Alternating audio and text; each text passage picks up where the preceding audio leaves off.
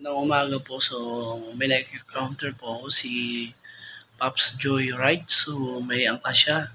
So at di ko inasahan sa daan na doon din ako pala dadaan. So dahil tayo likas na matulungin, so wala masamang tumulong sa ating kapwa riders.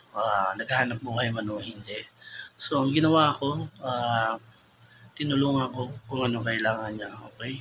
So ito, panoorin natin yan. Let's go guys. Sibayan niya. Thank you. God bless.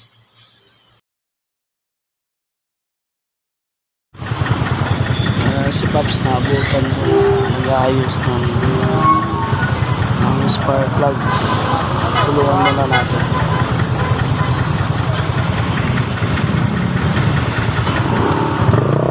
Meron ako dito, saglit lang.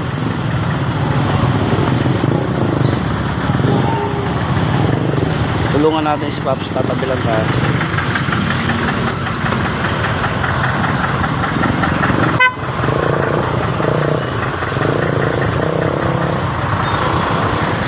May spare ka?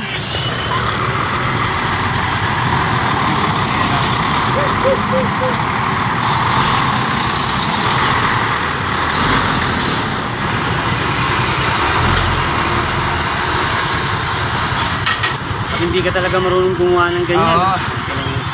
Dati na ganito ako. Ngayon na ulit yung buwisit na napalitan ko para kaya tumayo yung ano. Tingnan natin. Dapat pag-buwisit ko.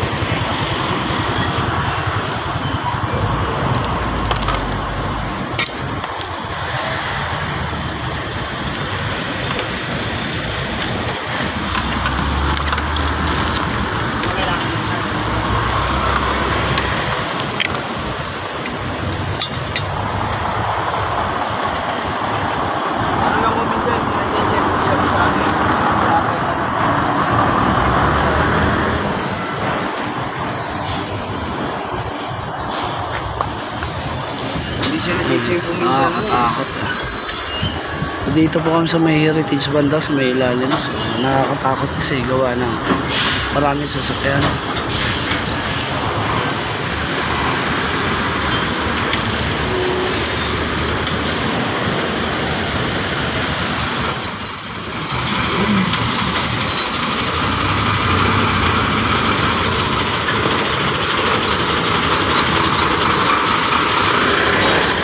Meron akong spare, so pera natin meron.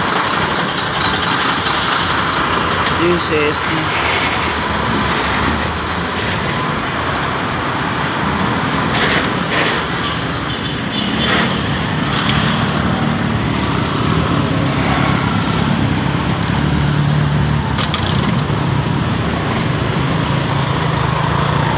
Pag hindi siya papalit ko,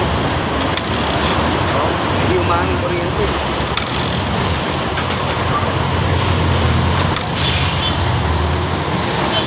Tanggalin mo, Pops, palitan mo ng isa. Meron ka spare? Sige, palatan mo. Baka ito lang may problema. Salamat po na okay na. Video na makakantol, makakaload. So okay na, gumana na po yung ano ni Pops. So ang kulay niya smart plug po. So yun lang ang ano natin. Okay, sige, thank you mga kalod. So okay na. Buti na lang, naayos na yung problema ni Pops. So, 10 oras na gabi, pauwi na kami. Thank you and God bless all. So, napanood nyo naman. So, tinulungan ko si Pops at nakaalis din sa awa ng Diyos. So, para mahatid na yung kanyang pasayro kasi 10 oras na ng gabi. So, yun lang po guys. So, paki-update na lang, paki-like and share na lang sa mga bagong update na video. So, God bless and marami po salamat. Thank you. Enjoy watching pala. Thank you.